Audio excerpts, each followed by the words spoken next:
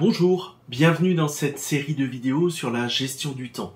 Lorsqu'on veut mener à bien un projet complexe ou un événement, la contrainte de temps est capitale.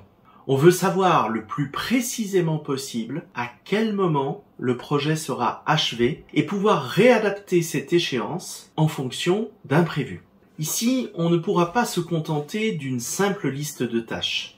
Bien sûr, il faudra contrôler leur réalisation, mais surtout, il faudra anticiper leur durée. Pour cela, on a besoin de la technique de l'ordonnancement et besoin de deux outils, le réseau PERT et le diagramme de Gantt. Ordonnancer, c'est déterminer l'ordre optimal pour enchaîner des tâches sans se tromper.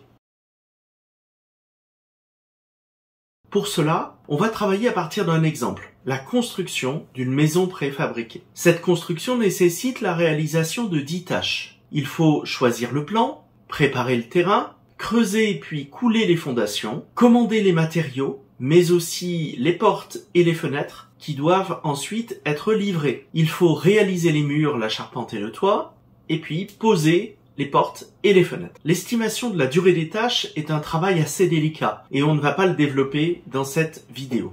Dès qu'on a pu estimer la durée de chacune des tâches, on peut prévoir que la durée de réalisation prendra au maximum 29 jours. C'est la somme de chacune des 10 tâches si on les réalise l'une après l'autre. Mais on peut imaginer que certaines tâches soient réalisées en parallèle.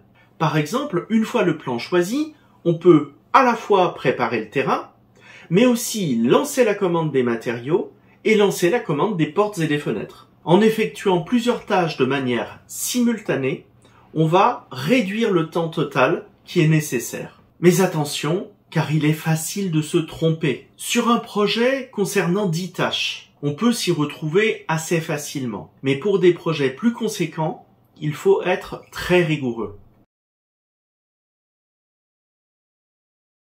On va utiliser les dépendances entre les tâches pour déterminer précisément l'ordre le plus efficace. On ajoute une colonne pour noter ses antériorités ou prédécesseurs, c'est-à-dire la tâche qui précède immédiatement une autre tâche. Par exemple, pour que les commandes soient lancées, il faut que les plans soient déterminés. Et quand les commandes sont faites, on peut alors lancer la phase de livraison.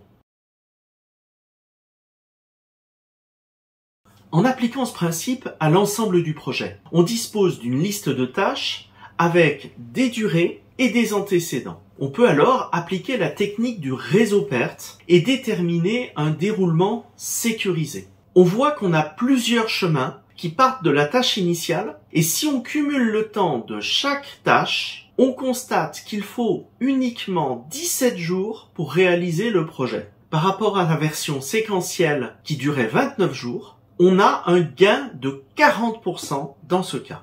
Alors, dans cette vidéo, je ne donne pas le détail du tracé du réseau PERT, ni des calculs qui en découlent. Pour en savoir plus, je vous renvoie à 3 vidéos qui seront spécifiques à ce sujet. Continuons à exploiter cet outil. Non seulement on dispose désormais d'un outil de prévision qui nous fait gagner du temps, mais en prime, il nous permet d'effectuer un suivi et d'anticiper des modifications. Prenons 2 exemples. Premier exemple, que se passe-t-il si la livraison des matériaux, la tâche I, prend 4 jours au lieu de 2? Dans ce cas, on aura un décalage ici avec les tâches D et E qui seront repoussées de 2 jours. Mais on dispose d'une marge de 3 jours pour passer de E à F, car les portes et les fenêtres mettent du temps à être livrées, la tâche J. Un retard de 2 jours étant inférieur à la marge disponible, il n'y a pas de conséquence sur le déroulement global du projet. À l'inverse, deuxième exemple, si c'est la livraison des portes et des fenêtres, la tâche J, qui prend 2 jours de retard, le projet sera lui aussi retardé de 2 jours, parce que la réalisation de cette tâche ne disposait pas de marge. Tout retard dans cette tâche entraîne un retard du projet général. On voit que les tâches d'un projet qui ne dispose pas de marge sont à surveiller avec attention. On les appelle le chemin critique. Tout retard sur le chemin critique impactera forcément la fin du projet. Pour toutes les autres tâches, on dispose d'une marge plus ou moins grande. Cette technique d'ordonnancement est d'une efficacité redoutable et régulièrement employée sur des projets ambitieux, comme par exemple dans le BTP. On dispose aussi d'outils numériques qui peuvent réaliser ces calculs automatiquement et faciliter le suivi des projets. Plutôt qu'un réseau PERT, on utilise la représentation selon un diagramme de Gantt. Cet outil va reprendre la liste des tâches avec leur durée et leurs antériorités, mais surtout il va visualiser ces tâches au niveau d'un agenda.